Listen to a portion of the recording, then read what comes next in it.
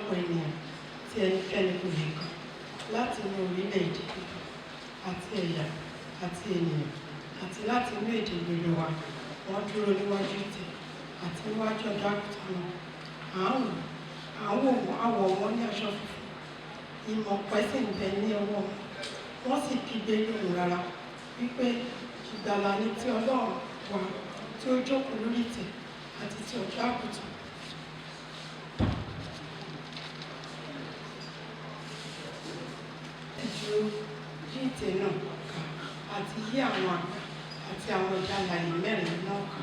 Wọ́n wólẹ̀, wọ́n sì dojú bolẹ̀ níwájú ìtẹ́ náà, wọ́n sì ń sin Ọlọ́run wípé àní ìbùkún àti ògo àti ọgbọ́n àti ọpẹ́ àti agbára àti ipá fún Ọlọ́run wa láì àti láíláí. Àmín. Ọ̀kan nínú àwọn àgbà náà sì dáhùn, ó bi mí pé ta ni àwọn ọmọ yìí tí a wọ̀ lé aṣọ funfun? Níbo ni wọ́n sì ti wá? Mo sì wí fún wọn pé Olúwa mi, wọlé orí. Ó sì wí fún mi pé àwọn wọ̀nyí yóò jáde láti inú ìpọ́njú ńlá, wọ́n sì fọ aṣọ wọn, wọ́n sì sọ wọ́n di funfun nínú ẹ̀jẹ̀ ọ̀dọ́ àgùntàn náà. Nítorí náà ni wọ́n ṣe ń bẹ níwájú ìtẹ́ Ọlọ́run, tí wọ́n sì ń sìn ní ọ̀sán àti yóò ní tẹ́ḿpìlì. Ẹni tí ó jókòó lórí ìtẹ́ náà yóò sì ṣíji bò wọ́n. Ebi kì yóò pa wọ́n, bẹ́ẹ̀ ni òǹgbẹ kì yóò sì gbẹ wọ́n mọ́. Bẹ́ẹ̀ ni oòrùn kì yóò sì pa wọ́n tàbí ooru. Nítorí ọ̀dọ́ àgùntàn tí ń bẹ ní àárín ìtẹ́ náà ni yóò máa ṣe olùṣọ́ àgùntàn wọn, tí yóò sì máa ṣe amọ̀nà wọn sí ibi orísun iyì. Ọlọ́run yóò sì mú omijé gbogbo kúrò ní ojú. Pé ṣé ó ṣe ẹ́ rí? Hello, ẹni tó bá ṣe rí, ẹni tó bá kàn òun ló mọ̀. So kò sí bí a ṣe lè ṣe tá a lè fi nǹkan kan dí àlàfo yẹn. Ṣùgbọ́n ìrètí àti tí ó dá wa lójú ni wípé a sì máa tún pàdé lẹ́sẹ̀ Kristi. Hallelujah. So eléyìí ló fún wa ní ìrètí. So nǹkan tá a lè lò láti fi dí àlàfo yẹn nìyẹn. Ṣùgbọ́n nípa ti ara, a ò lè ríra mọ́.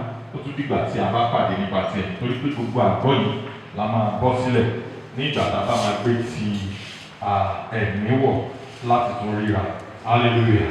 Mo gbàdúrà wípé yàrá wa lókè lóde ọ̀run kò ní jẹ́ ilé tí a máa ti pa tá a máa wá yàrá pé orúkọ Jésù. Ẹ jẹ́ ká ṣàmì dáadáa. We can do better than that. Say amen.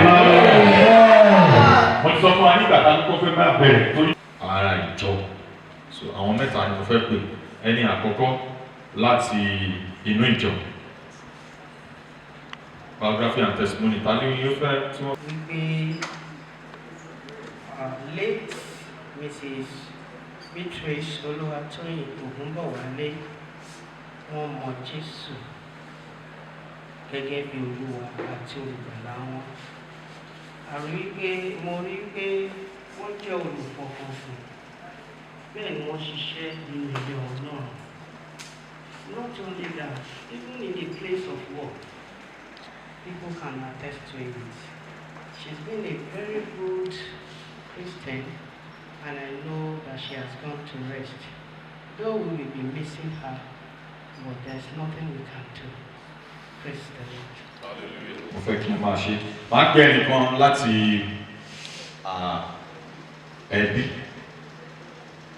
ẹbí bóyá tàbí lára àwọn ọmọ kí ẹnìkan tó ń jáde lọ. A dúpẹ́ lọ́wọ́ Ọlọ́run fún àwọn sísá wa tẹ́lọ̀ ń bá sọ́dọ̀ ara rẹ̀ fún ìrìnàjò wọn nínú ayé. Jẹ́ ẹnìkan láti nínú ẹbí. A ti jọ ṣeré láti kékeré wá, a sì jọ mọ́ra láti kékeré wá. You are from family of Awolaru family. Mo dẹ̀ dúpẹ́ lọ́rọ̀ fún ìrìnàjò wọn pẹ̀lú ìrìnàjò wa nígbà tí a wà ní kékeré. Nígbà tí wọ́n tún padà sí Ìkẹ́nnẹ́ tí mo tún rí wọn, mo súnmọ́ wọn. They are so gentle, very humble. Ní gbogbo nǹkan wọ̀nyí mo rí nínú ìwà wọn wípé bí wọ́n sì kó ebi mọ́ra níwọ̀n ọ̀rọ̀ tí Ọlọ́run fi fún wọn. Mo dẹ̀ dúpẹ́ lọ́wọ́ Ọlọ́run tó nígbà tí mo gbọ́ fast ó jẹ́ kàyéfì fún mi, ṣùgbọ́n mo mọ̀ wípé àkókò ló tó tó kò ṣeé ṣe fún èèyàn láti fi bọ́ ọ̀pọ̀jọ́ ayé rẹ̀. Mo dẹ̀ dúpẹ́ lọ́wọ́ Ọlọ́run ní gbogbo àwọn tó ń fi sílẹ̀. Mo gbàdúrà lórúkọ Jésù, ilé wa ní dàrú lórúkọ ti Jésù, àdúrà nígbà lórúkọ ti Jésù. Ẹ jẹ́ ká pàtẹ́wọ́ torí wípé tí àwọn èèyàn bá ń ṣe àdúrà kan, àdúrà tí ò lè gbà láéláé ni.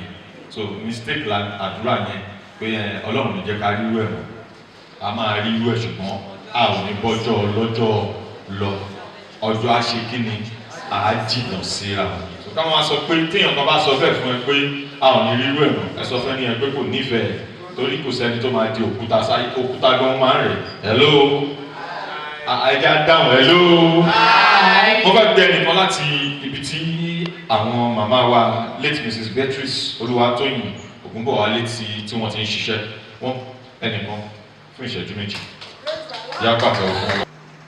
àjọ ṣiṣẹ́ nínú wọ́ọ̀dù lẹ́yìn wọn lọ́jọ́ orí òní ló tún kàn kò ń bínú bá a ṣe pọ̀ bá lè tó 6 àbí 8 mẹ́rin tán ti rí pé a ní ìyá aṣọ́gbìn ní àgbà ní ọ̀yá bí a ṣe wájà ṣe wá inú òkè bí wọn inú ò bí wọn rárá wọ́n dẹ̀ nífẹ̀ẹ́ ọmọ nìkejì wọn nígbà tí màmá máa ń ṣe kinní kan fún ọmọ ìsọ̀rọ̀ yẹn orí fọ́ọ̀nù ni mo ti rí olùtọ́ adọ́rẹ́ mi náà ti rìtáyà ní lásìá mo ní màmá rèé kí ló ń tẹ̀ torí ìkẹ́nẹ́ yẹn máa lọ wò wọ́n ò jìnnà sí ilé àwọn ọmọ mi mo ṣàkàn ní kí n lọ wọlé níyẹn ní kí n má ó ṣàṣe bákan bá mo ṣe wá rí dọ́kèjì ni mo rí obituary wọn màmá ti kú ìsókè nígbà tí màmá tára wọn ṣe kìíní díẹ̀ tí wọn lè ṣiṣẹ́ àwa tá à ń ṣiṣẹ́ yẹn fún wọn ó pé àwọn tó pé wá bí màmá ṣiṣẹ́ màmá ni màmá ṣiṣẹ́ yẹn àmàmá ṣiṣẹ́ yẹn à ń ṣe àgbẹ̀dẹ́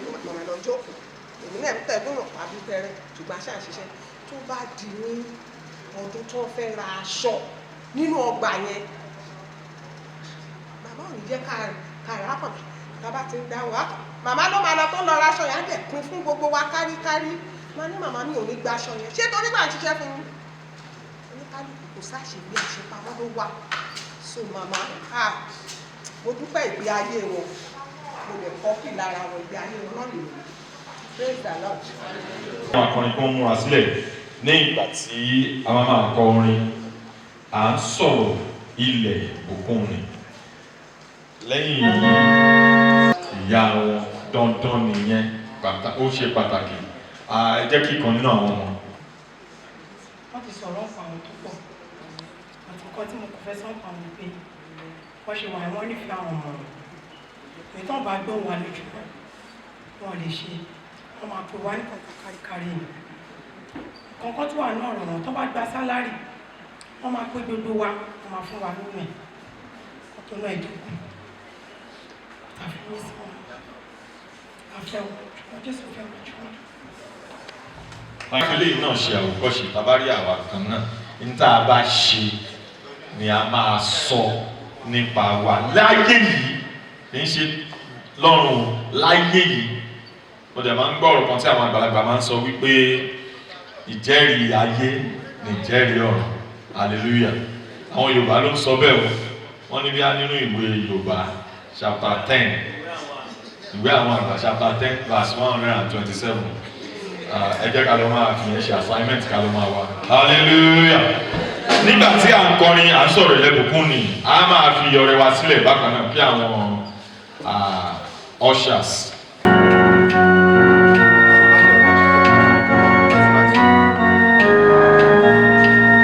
bí a ṣe máa ṣe lè léyìn a bẹ̀rẹ̀ láti apá láti ọ̀dọ̀ àwọn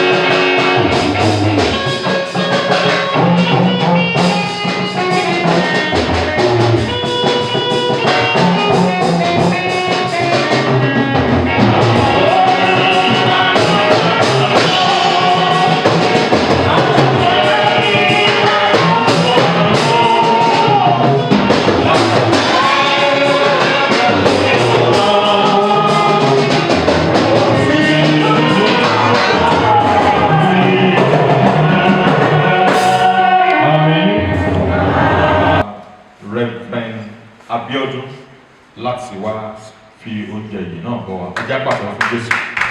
Nítorí pé òun ni wọ́n ń ké níbí, òun làwọn tọ̀run náà ń ké. Ó sì ń dúró pé èèyàn ní fún Olúwa ẹ̀já hallelúyà tó dáa. Ẹ jẹ́ kí a tẹ̀lé bàbá àdúrà. Ayérayé nínú àwọn ọ̀run, ológo nínú ògo, ọlọ́lá tó ní gbogbo ọlá, arúgbó ọjọ́, àdàgbà tí ò kàn pààrọ̀ òyì. Ó wà nígbàanì, ó wà títí dòní, ọba tí ò yí padà. Àyìn lógo nítorí ọ̀rọ̀ yìí ń ṣẹ. Ó láàmú ẹnìkan àfikàn sílẹ̀. Ẹni àkókò wà fún gbogbo. Ìgbà bíbí ni ìgbà bá kú. Àwọn ọ̀rọ̀ wọ̀nyí ń ṣẹ lónìí nítorí pé kò sí àwáyé má lọ. A dúpẹ́ nítorí wípé arábìnrin wa, ìyá wa, ọ̀rẹ́ wa, àǹtí wa, aládùúgbò wa, ó ti padà sọ́dọ̀ yín. Àwa wá dúpẹ́ nítorí ẹ fún wa ní oore ọ̀fẹ́ láti lè jùmọ̀ ṣe ìsìn ẹ̀yẹ, ìsìn kẹyìn fún. Kì í ṣe gbogbo èèyàn ló ní oore ọ̀fẹ́ yìí. Ẹni tó jábọ́ sódò tẹ́já gbé jẹ, a ò lè ṣe orú èyí fún. Ẹni tó kúkú ayélẹ́la, a ò lè ṣe orú eléyìí fún. Ẹni táwọn báńdíìtì gbé tán pa sọ́run, a ò lè ṣe orú eléyìí fún. Ṣùgbọ́n ìwọ ni alátàdúpẹ́. A dúpẹ́ Olúwa, bàbá gbọpẹ́ wa. A dúpẹ́ pé àwọn ọmọ wà tó ṣẹ̀yẹ wọn. A dúpẹ́ pé àwọn ẹ̀rí tá a gbọ́ lónìí fi hàn èyí tó ju ẹ̀rí ni wípé wọ́n ní Jésù. Bàbá, a dúpẹ́ fún iṣẹ́ ìgbàlá wọn èyí tó ṣe nínú ayé wọn. Bàbá mímọ́ gbọpẹ́ wa Olúwa. Àkókò yìí ìwọ ni ọ̀rọ̀ láti tẹ̀kọ́ ṣe. Bàbá wa sọ̀rọ̀ ààrẹ jáde. Ó ní ọ̀rọ̀ ń wá ibi tó fẹ́ gbé. Ibi tí ọ̀rọ̀ bá dẹ̀ gbé, wọ́n máa wo ògo rẹ̀, ògo ọmọ Ọlọ́run. Bàbá, ọ̀rọ̀ rẹ jẹ́ kó darapọ̀ mọ́ wa, jẹ́ kó bá wa gbé, kó ṣe ògo lára wa. Nínú ìdílé yìí, ọ̀rọ̀ kó bá yín gbé, ọ̀rọ̀ Jésù kó máa bá yín gbé, kó máa ṣògo lára yín, kó máa ṣògo nílé yín, kó máa dáàbò bò yín. Ògo àti ọlá ni fún Ọlọ́run Jésù Olúwa wa. Hallelujah. Nígbà tí wọ́n ka ọ̀rọ̀ Ọlọ́run lẹ́ẹ̀kan, a ní orí kẹrin, orí ìkeje, ṣùgbọ́n orí ìkeje ni mo dẹ̀ mọ́mọ́ ní pé ibẹ̀ yẹn ni a kà. Ibẹ̀ yẹn la kọ fún ẹni tí ó yẹ kó bá wa tẹ̀. Ibòmíì ló tẹ̀, ṣùgbọ́n a dá padà ibẹ̀ yẹn náà là ń kà. Ká tó tẹ̀síwájú, mo fẹ́ kí àwọn ìránṣẹ́ Ọlọ́run lórí ìjókòó, àwọn bàbá àṣekún, bàbá dàda, màmá Amazing Grace, and our lovely mommy, mommy Epic, dada, you're all welcome. And the one coordinating the program, anchoring the program, Sadeko, you are welcome. And hallelujah. Likewise, I want to really bless the name of God for mommy and daddy, Sadeko, who already lórúkọ Jésù. Gbogbo wọ̀nyí àwọn ni wọ́n kó wọn fún ẹ̀rù wọ̀nyí.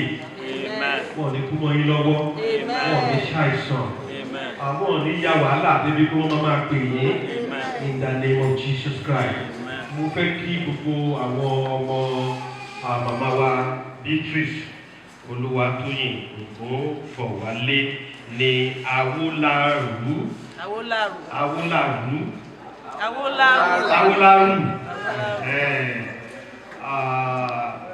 Kẹ́ni bá ké ó yẹ ó tọ́ fún òun tá a gbọ́ torí mọ́mì tí ẹ máa bá ń ṣí sálárì kí lọ báyìí. Yàtọ̀ sí yẹn, bóyá màmá máa pè yín, bóyá wọ́n wí ọ̀dí ọjà. Èlò báwo ni lágbájá, báwo ni tẹ̀mẹ̀jù ó dẹ̀ pé kọ́ọ̀lù yẹn máa ó ti lọ báyìí àbí? bóyá àwọn nǹkan ẹ̀mí wà tó jẹ́ pé kí ẹ̀kọ́ gbọ́ ohun wọn lásán ó dàbí pé ìyẹn bàbá wa. Bí ènìyàn bá wà nínú ilé iṣẹ́ tó bá yìn ẹ́ tó wà bẹ́ẹ̀ látàárọ̀ títí dalẹ́ tó yìn ẹ́ tó wà bẹ́ẹ̀ ọdún márùn-ún tó yìn ẹ́ tó gba leave tó gba anything tó yìn ẹ́, mo rò pé ó ní láti tún wò dáadáa nítorí pé bóyá yíyìn tó yìn ẹ́ bóyá lójú rẹ ni bọ́ ọjọ́ tènìyàn bá ní jẹ́ kí nǹkan fi bẹ̀lẹ̀ fún ọ̀sẹ̀ kan bí wọ́n bá mọ̀ wípé ààrí lágbájá níbí ààrí tẹ̀mẹ̀tò bí pé ó fi hàn wípé ẹni yẹn ṣe kí ni ó ní ipa ní ibẹ̀ yẹn. ẹlòmíà kúrò nílé, dádì èmi àkúrò nílé, mọ́mí èmi àkúrò nílé, àwọn ọmọ ọ̀tẹ̀ fíì bóyá ọjẹ́ jáde. Dádì yín dà láti last week ló ti jáde, wọn ọ̀tẹ̀ mọ̀ bóyá ó wà nílé àbí kò sí nílé torí wọn ní feeling fún. Bó bá wà nílé pàápàá kò ṣe kí ni kò useful. Àbí ìyá tí ó lọ fún ọjọ́ méjì táwọn ọmọ ti máa ké, káwọn ọmọ ti máa kọ́dà àánú àwọn bàbá ìyá bí ìyá yìí ṣe kí ni ó ti ń sọ àwọn ọmọ yẹn, ó fi wọ̀ wípé ìyá yẹn náà ṣe kí ni I'm sorry àwọn àlàsọ òwúlò tóru wọn bá kú wọn sọ pé tó bá kú àwọn ò ní ṣe kí ni wọn ò ní fi yẹ. Ṣùgbọ́n níbí bọ́n ṣe ń sọ̀rọ̀ yẹn ló ṣe ń kọ̀ yín, bọ́n ṣe ń sọ̀rọ̀ yẹn ló ṣe ń kọ̀ yín, ó fi wọ̀n pé ìyá yẹn ṣe kí ni kò ní pa. Bí wọ́n ṣe ń sọ lẹ́ẹ̀kan, mo rí mọ́mì tí mọ́mì sọ wípé bó ṣe máa ń ṣe nìyẹn, bó ṣe máa ń ṣe sálárì ẹ̀ nìyẹn, bó ṣe máa ń ṣe iṣẹ́ nìyẹn. If you look at the biography very well, look at the biography is there written that late Mrs. Beatrice Oluwatoyin Ogunbowale ni Awolaru was born on the 7th of February 1957 into the family of Mr. and Mrs. Olusoya Awolaru in Ikene, Remo. She had her primary education in Wesley Primary School, Ikene, Remo, between 1953 to 1959. She was married to Mr. Mufutau Ogunbowale, a native of Shagamu, Remo, Ogun State, and blessed with children. She was employed a local health attendant at State Hospital Ijebu-Ode between year 2004 to 2010. Later, she was employed by Ogun State Management Board Abeokuta as health attendant between year 2011 to 2021, and voluntarily retired due to health challenge on December 2021. She slept in the Lord after a brief illness on 3rd August 2026, survived by husband, children, grandchildren. Once again, may our soul rest in perfect peace. Amen. Hallelujah. Hallelujah. All this, as it was written here, yet something was added when the testimony was going on. Only Jesus. Kí ni mo wí? Ní o gbọ́? Ìyẹn ló wá mú mi lọ́wọ́ ẹ̀kọ́ tá a kà lẹ́ẹ̀kan. Ìbéèrè kan ni wọ́n béèrè níbẹ̀. Ìbéèrè yẹn náà ni kí n wò pé káwa náà béèrè lọ́wọ́ ara wa. Revelation chapter 7 verse 13. What do we have here? You see, the Bible says, ó sọ nínú máka ní Yorùbá, ó ní ọ̀kan nínú àwọn àgbà náà dáhùn ó bí pé táwọn àwọn wọ̀nyí tí a wọ̀ ní aṣọ funfun níbo ni wọ́n sì ti wá. Ó ní mo sì wí fún wọn pé Olúwa mi ìwọ ló mọ̀. Ó wí fún mi pé àwọn wọ̀nyí ni ó jáde láti inú ìpọ́njú ńlá, wọ́n sì fọ aṣọ wọn, wọ́n sì sọ wọ́n di funfun nínú ẹ̀jẹ̀ ọ̀dọ́ àgùntàn náà. Nítorí náà ni wọ́n ṣe ń bẹ níwájú ìtẹ́ Ọlọ́run tí wọ́n sì máa sìn lọ́sàn-án lóru nínú tẹ́ḿpìlì rẹ̀. Ẹni wọn tó ń jókòó láàrin ìtẹ́ náà yóò sì ṣíji bò wọ́n. Kí ni wọ́n sọ? Ebi kì yóò ṣe kí ni? Yóò pa wọ́n. Òǹgbẹ kò ní ṣe kí ni? Kò ní gbẹ wọ́n. Oorun kò ní ṣe kí ni? Wọn ò nídìí èsì ń bẹ̀. Gbogbo alájọ máa ní provide fún wọn. Hello? Ọ̀dọ́ àgùntàn tó ṣe kí ni? Tó jókòó. Tálọ̀ ọ̀dọ́ àgùntàn náà. Jésù Kristi. Òun nìkan. Àbí wọ́n pé méjì wọ́n ní ọ̀dọ́ àgùntàn àti ewúrẹ́ àti ejò àti paramọ́lẹ̀ ohun kan láàrin ìtẹ́ yẹn wọ́n wo bẹ̀ ìgbà tó wò dáadáa ọlọ́run dàtà á wò láàrin ìtẹ́ yìí ìgbà tó máa wo àárín ìtẹ́ yẹn kí ló rí bẹ̀ ọ̀dọ́ àgùntàn kì í ṣe ọ̀dọ́ àgùntàn lásán ọ̀dọ́ àgùntàn àti kí ni tààtà.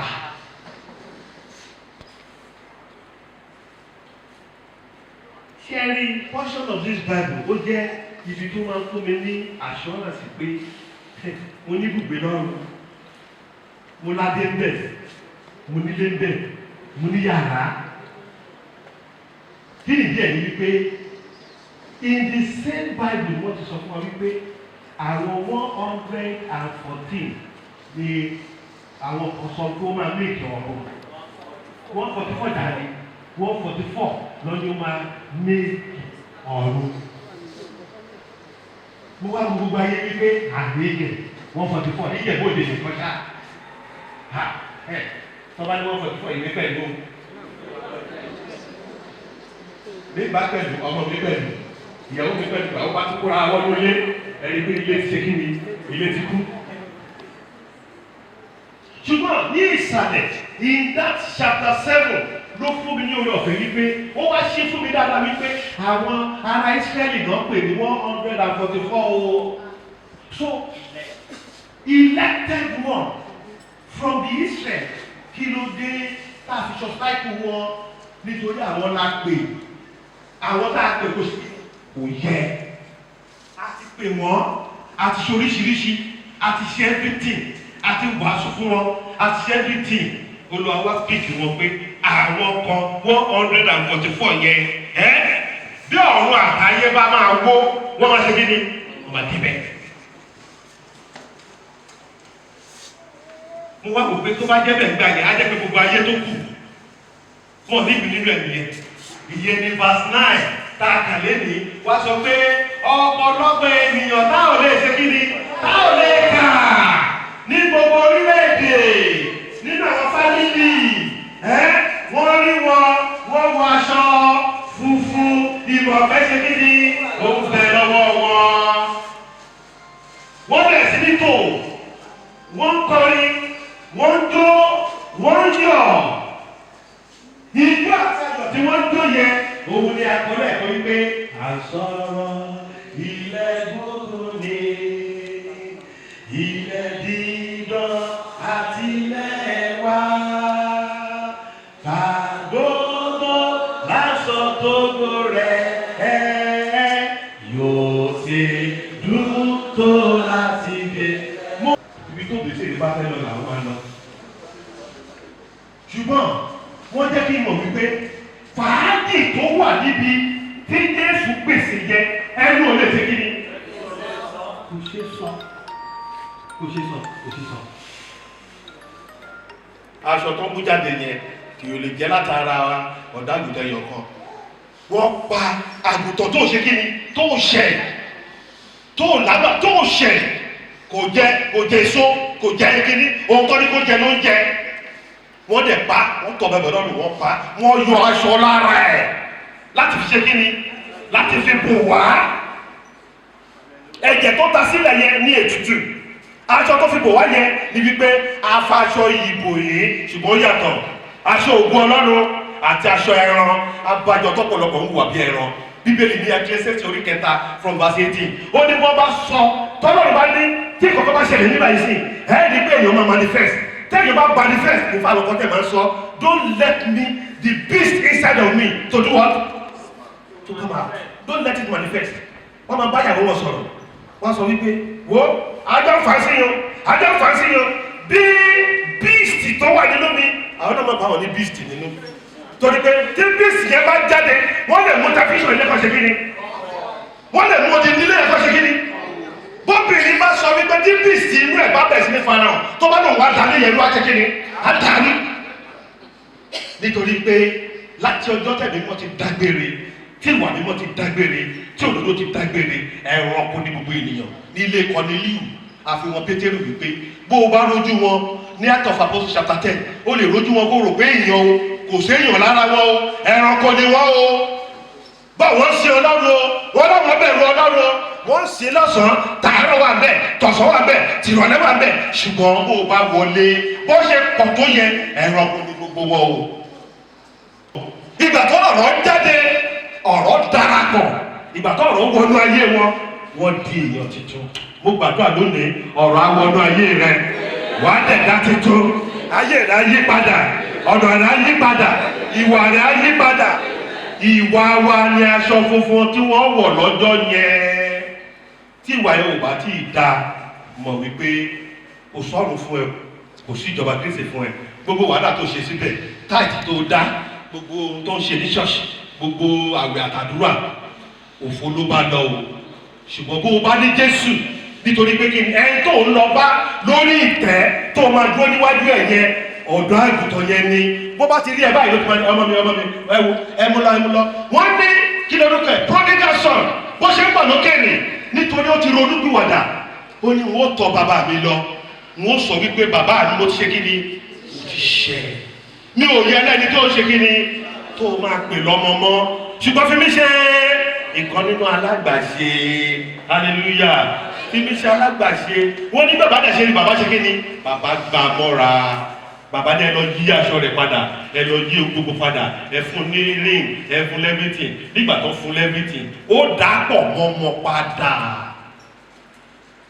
The message today is that our mommy has done his own her own ó ti ṣe pàtì rẹ̀ láyé ó ti ṣe pàtì rẹ̀ ẹnìkan ní ṣé ó tọ́ láti máa ṣe ìrántí àwọn tí ó bá ti kú kí ni Bíbélì sọ ó ní dídùn ní ìrántí olódodo bàbá ṣe ìrántí wọn tá a ṣe ìrántí bọ̀ kì í ṣe wípé ká lọ kákàrà ká lọ máa dà sí orí ẹ̀ ká lọ pé ewé ẹ̀kọ ewé àmàlà ká lọ máa dà sí orí ẹ̀ bọ̀ bàbá ń jókòó tá a bá kó gbogbo fámìlì torí gbogbo wa pátápátá rèé bóyá bẹ̀kan la wà bóyá ti máa ń rìn á kóra wa papọ̀ gẹ́gẹ́ bí ẹbí á tún jókòó àtùjọwòrà báwo ni ṣé kò sí problem ojú ẹ̀ dán àdúpẹ́ lọ́wọ́ Ọlọ́run àmọ́ àdúpẹ́ o ìyá Beatrice lọ́rùn wọ́n ní kí wọ́n kì í gbàdúrà fókù mọ́ abẹ́kọ̀ bẹ́ẹ̀kẹ́ nígbà tó bá di àsìkò ìrántí á ní ọpẹ́lọpẹ́ ìyá yìí ìwé díẹ̀ tí mo kà yìí tí kì í bá ṣe pé ó ní kókókókó mọ́ mi tó gbá mi tó dàbí pé mo tẹ̀rọ má jẹ́ ni ṣùgbọ́n ọpẹ́lọpẹ́ lára mi bọ́ọ̀rù bó bá tún jẹ́ kó tún sọ̀rọ̀ láti ibi lọ́run tó ní ìfẹ́ èmi náà sọ̀rọ̀ o ìyá tí ò ṣe é pààrọ̀ ìyá ńlá ìyá rere. The Lord will be with you. The Lord will guide you. In all these things, you are not losing this mommy if truly she has Jesus Christ. The only thing is for you now, you need to be with the Lord. You need to have Jesus in your life. You just need it. If not, forget about it. You are missing it already. When I say Jesus Christ, I'm not preaching religion to you. I'm just telling you the matter. That everybody, bàbá parí tán, òun la máa bá lórí ìtẹ́.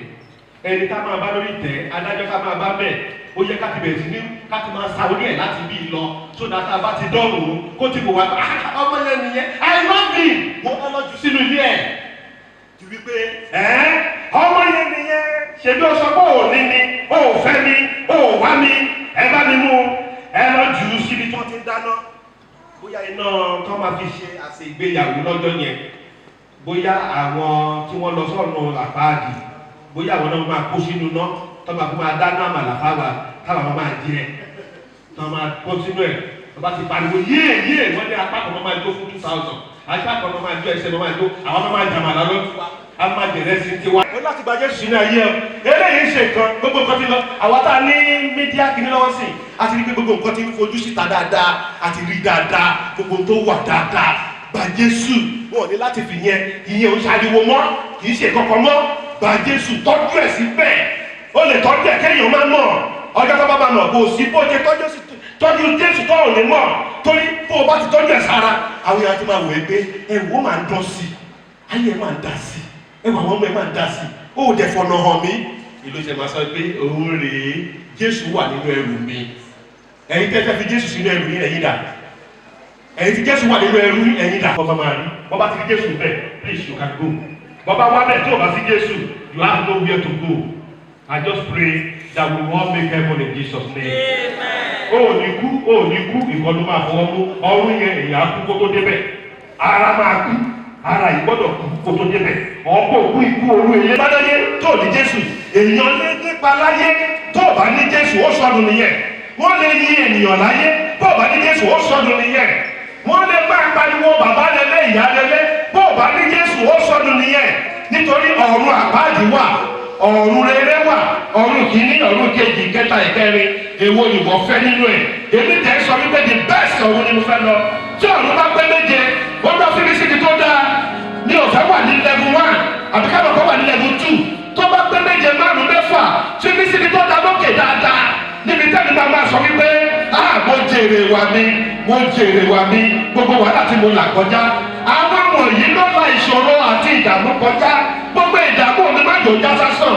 tó wá àwa gẹ́gẹ́ bí ìyàwó oore ọ̀fẹ́ la ní o bàbá májà sọnù lẹ́yìn yín májà sọnù o àwọn ọmọ màmá yìí wọ́n mísí mọ́mí wọn ṣùgbọ́n bí wọ́n bá rọ́pò màmá yẹn nínú ayé wọn wọ́n á máa rántí ayọ̀ àti àlàáfíà bábí rọ́pò ayé nínú ayé wọn bábí rọ́pò màmá nínú ayé wọn kó o tì wọ́n lẹ́yìn kó o wà pẹ̀lú wọn ibi tí màmá fẹ́ kí wọ́n dé tó ń lò nínú ọkàn rẹ̀ Olúwa ní rere Olúwa mú wọn dé bẹ́ẹ̀ ẹni kú lọ́nà o ẹni tó ní Jésù nínú yín yóò ní Jésù ẹni tó níṣẹ́ nínú yín yóò ríṣẹ́ ṣe gbogbo ohun tẹ́ ń wádìí yóò tẹ̀ yín lọ́wọ́ àwa náà tá a wá síbí lónìí tá a wá ṣòwò ayẹyẹ yìí mo gbàdúrà ọ̀nà wa ò ní dàrú bí Nàìjíríà ṣe ń lọ yìí lórúkọ Jésù àárín tiwa gbé ṣe ìdìbò tó dẹ̀ ń bọ̀ lọ́dún tó bọ̀ lórúkọ Jésù mo gbàdúrà ẹni bí ọkàn yín ẹni tó máa fún wọn lálàáfíà lÓlúwa máa bá wa fi síbẹ̀.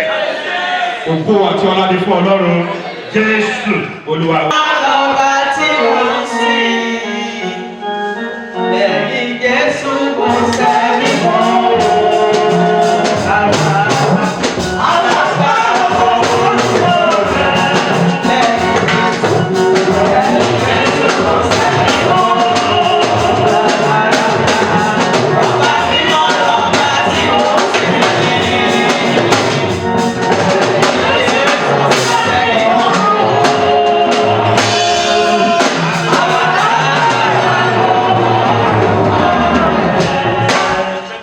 Ògo ni fún orúkọ rẹ̀.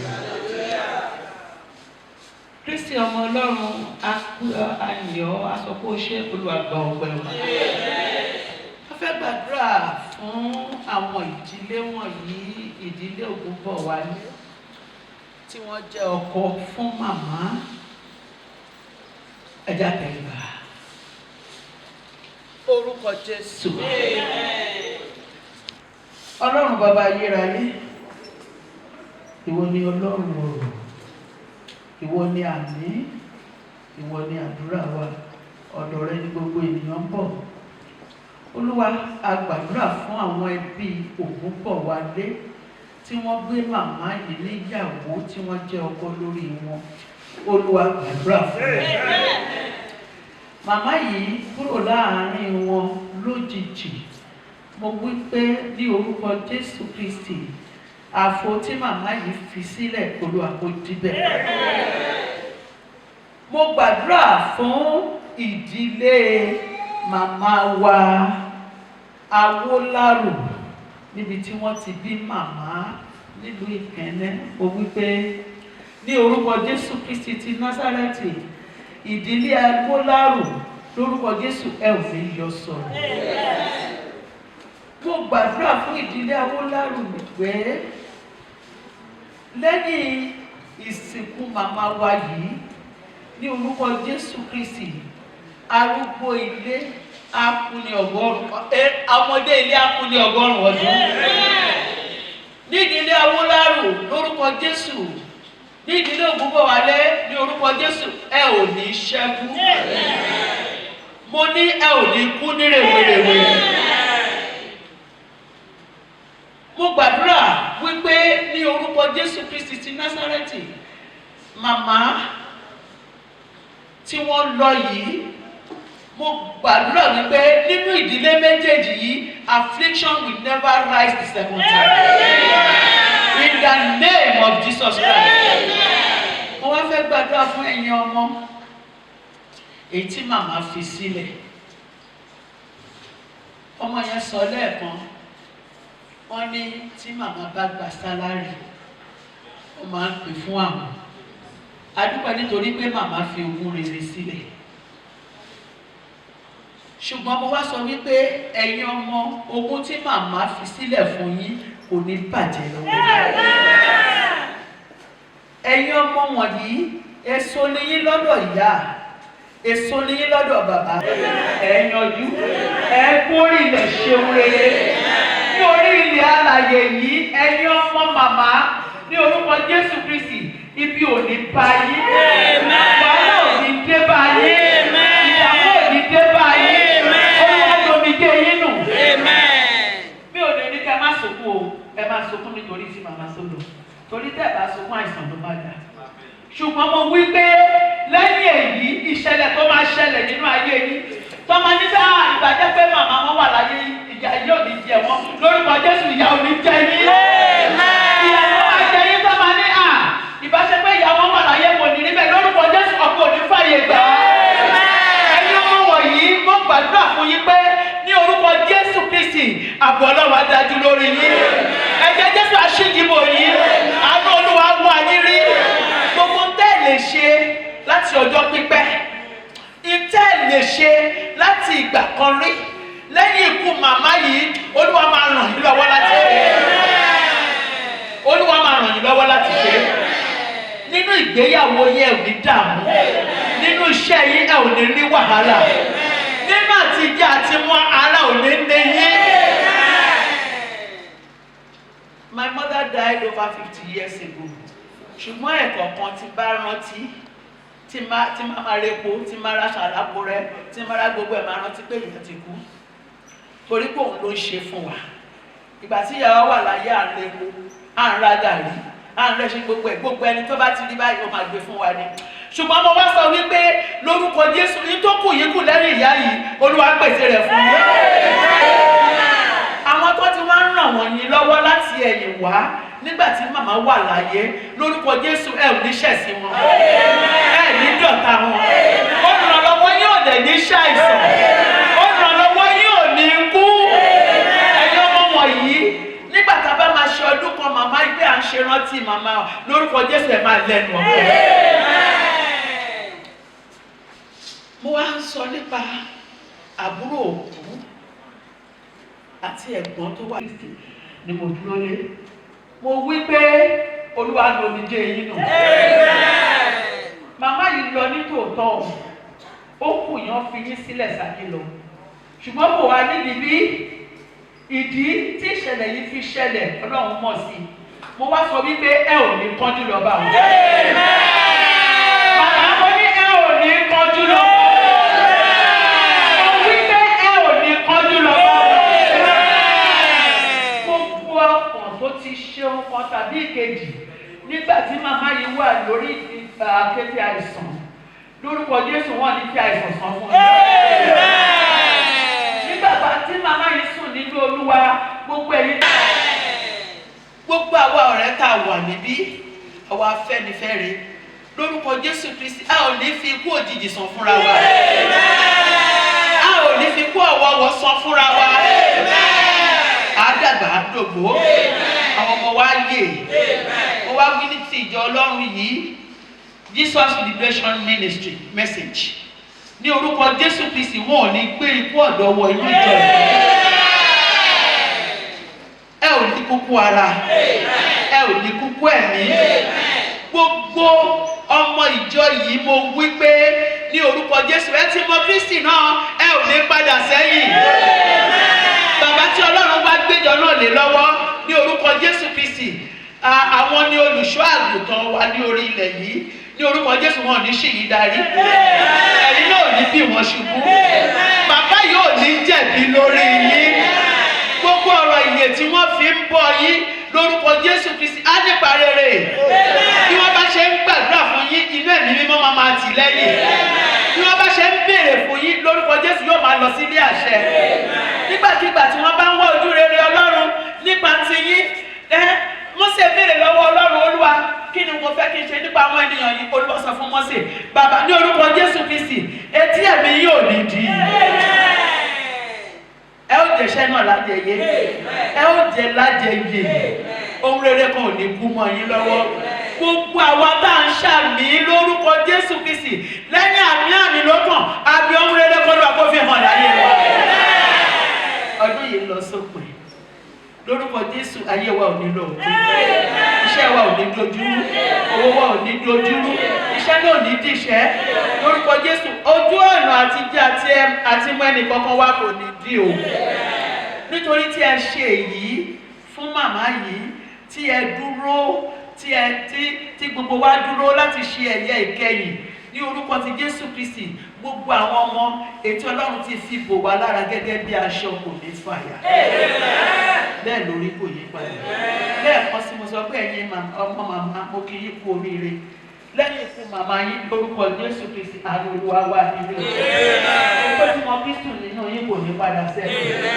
Àwa tí a ti mọ̀ orí ọ̀fẹ́ mìíràn rèé lórúkọ Jésù, orí ọ̀fẹ́ láti mọ Jésù náà láti sìn tó pin lórúkọ Jésù Olúwa kó fi fún wa. Àwa tá a ti mọ̀ Olúwa kó kó fún wa. A ò ní padà sẹ́yìn. Jésù Olúwa. Ẹ pàtó fún Jésù. Nínú ẹ̀mí kan náà, nínú ẹ̀mí kan náà, nínú ẹ̀mí kan náà, mo rí èèyàn méje kan bì ọ̀fà.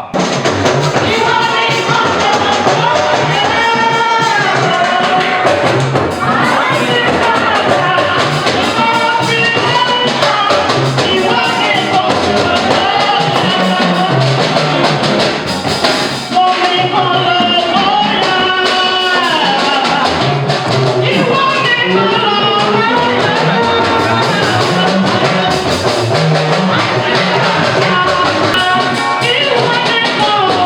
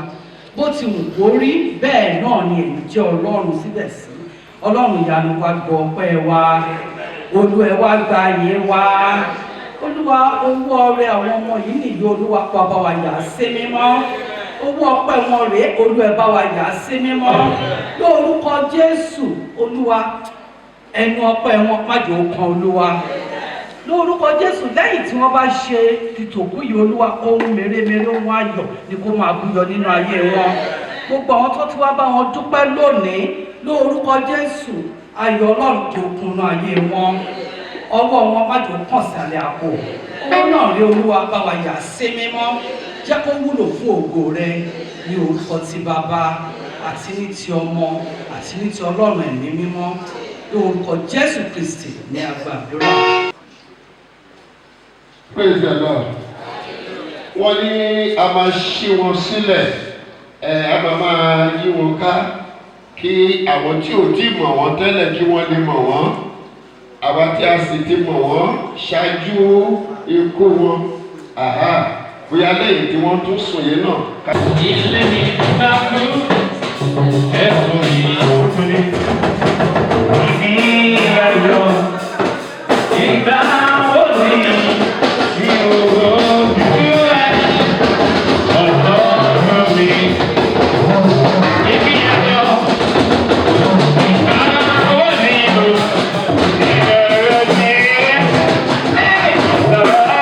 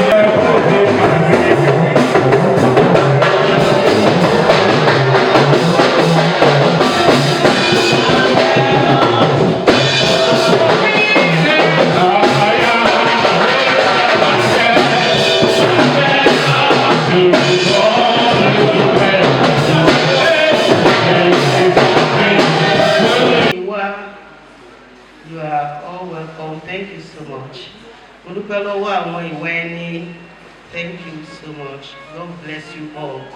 Ẹ ṣé o, mo dúpẹ́, ẹ kú àdúró tì mí, ẹ ṣé gan. And I want to thank all the nurses here, all the nurses. Ẹ ṣé gan. Let me not mention them, but all the nurses here, mo dúpẹ́ lọ́wọ́ yín. Ẹ ṣé o, ẹ ṣé, àdúpẹ́ tí a fi sí àwọn èèyàn wọ́n dẹ̀ dìde. Mo dúpẹ́ lọ́wọ́ ọ̀rẹ́ mi, Mrs. Olukoya, mọ́mí tí máa ẹ ṣé. Thank you all. Thank you. I thank all the members of Jesus Liberation Message too. Ẹ kú àdúró tì. God bless you all. And the Lord will be with you as you go back to your destination in Jesus' name. With our indulgence to please let us rise up. Mo fẹ́ bẹ̀ gbogbo ilé pé ẹ jẹ́ kí a dìde dúró fún àdúrà. Olúwa wa, adúpẹ́ ayìnyín lógo adúpẹ́ pé ẹ mú àṣeyẹ yìí kó wáyé láti ìgbà tí ètò yìí ti bẹ̀rẹ̀ ẹ darí wa pẹ̀lú agbára ẹ̀mí mímọ́ ẹ bá wa ṣe ohun gbogbo bí ó ṣe tọ́ bí ó ṣe yẹ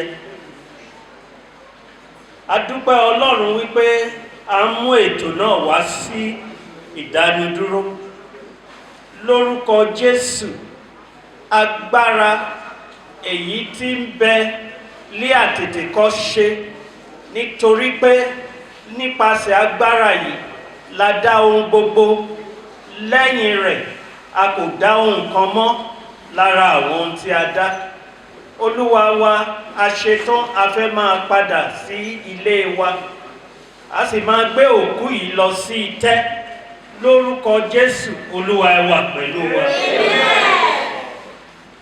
kí ó darí wa a dúpẹ́ Ọlọ́run fún gbogbo àwọn ènìyàn tí ó dìde láti Èkó Ìbàdàn Ondo State káàkiri gbogbo ìlú láti wá péjọpọ̀ láti fún màmá yìí ní ẹ̀yẹ ìkẹyìn Olúwa mo gba àdúrà ilé yín arójú ọ̀nà yín aráyè o àní ṣẹ́kù o ikú ọ̀gbọ̀gbọ̀ kò ní yà lẹ́nu ọ̀nà wa mo gbàdúrà wípé bí a ṣe ń lọ a fi yín sí abẹ́ oore ọ̀fẹ́ Ọlọ́run lórúkọ Jésù agbára Ọlọ́run kó pa yín mọ́ bí a ṣe ń lọ a ò ní kéko ọ̀nà àwọn tó máa wọ mọ́tò àwọn tó máa gun alùpùpù àtàwọn tó máa fẹsẹ̀ rìn ẹ ti débí láyọ̀ lórúkọ Jésù láyọ̀ lẹ máa padà sí ẹ wá débí láyọ̀ kò sí ewukéwu bẹ́ẹ̀ ṣe ń padà lọ ewukéwu ò ní wu yín mo fi yín sí abẹ́ ìṣọ́ Ọlọ́run Olódùmarè ní orúkọ ti Baba àti ní ti Ọmọ àti ní ti Ẹ̀mí Mímọ́ ẹ délé láyọ̀ òkú náà tí a ń gbé lọ itẹ́ lórúkọ Jésù láyọ̀ la máa dé itẹ́ ìyá àwọn tó máa tẹ̀lé wọn dé itẹ́ lórúkọ Jésù ààbò Ọlọ́run á dájú lórí yín o ọfà ayé ò ní bá yín nígbà tí a bá parí ohun gbogbo tá a máa padà sílé wa láyọ̀ la máa délé o ẹni tí ò mọ̀gbà tẹ́ kúrò ńlé ò ní mọ̀gbà tẹ́ máa padà sílé àwọn tó wà ńlé tó mọ̀gbà tẹ́ kúrò ńlé wọ́n máa kí yín káàbọ̀ bẹ́ẹ̀ ló máa rí ògo ni fún Ọlọ́run lókè ọ̀run torí mo gba àdúrà ní orúkọ Jésù Kristi Olúwa àti Olùgbàlà wa ìfẹ́ ti Ọlọ́run ìdàpọ̀ ti Ẹ̀mí Mímọ́ ti láéláé ní Praise the Lord Praise the Lord Praise the living Jesus.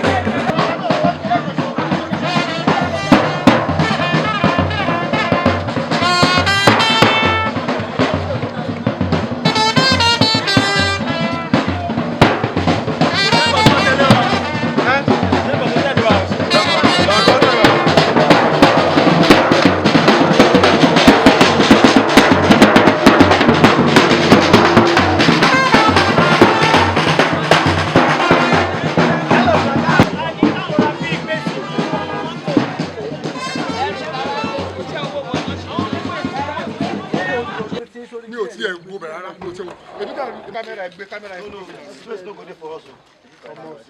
Tọ́ba ẹ̀kọ́ wọn bọ̀ ọmọdé ní ìyọ̀nà ẹ̀ kọ́ ìjọba ló máa sọ. Abẹ́ mẹ́ta kọ́mọ́ ta abẹ́. Where you go sit down? Ẹ̀bà òjò tó ṣàn lẹ́bà rí tẹ̀. Àmín.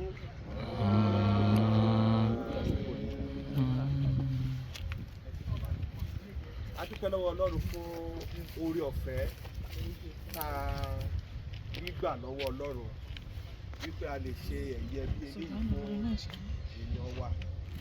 Ẹ jẹ́ kí gbogbo wa mọ̀ wípé ẹni gbogbo tá a bá bí nínú obìnrin ọlọ́jọ́ kúkúrú ni o. Àwọn tí ó wà lónìí, àwọn tá a ti mọ̀ gbà kan bí wọn, àwọn kan wà ní 300 years ago, ìyá lè ní wọn mọ́lé nì. 200 years ago, a lè ní wọn mọ́lé nì. Wọ́n fún wọn pé ọjọ́ kúkúrú la ní. Bàtà ń bọ̀ lẹ́ẹ̀kan, èèyàn kan rí igi ọmọ kékeré tó ti ń gbàbẹ̀ kọjá. Ó ní igi ṣì wà bí igi máa ń lo 300 years, igi máa ń lo 500 years. Ṣùgbọ́n ènìyàn ọjọ́ kúkúrú la ní. Kí ló dẹ̀ fà á? Ẹ̀ṣẹ̀ wa ni. Gbogbo ẹ̀ṣẹ̀ wa náà ni Olúwa fi ń sọ fún wa wípé ibi kì í ṣe ilé.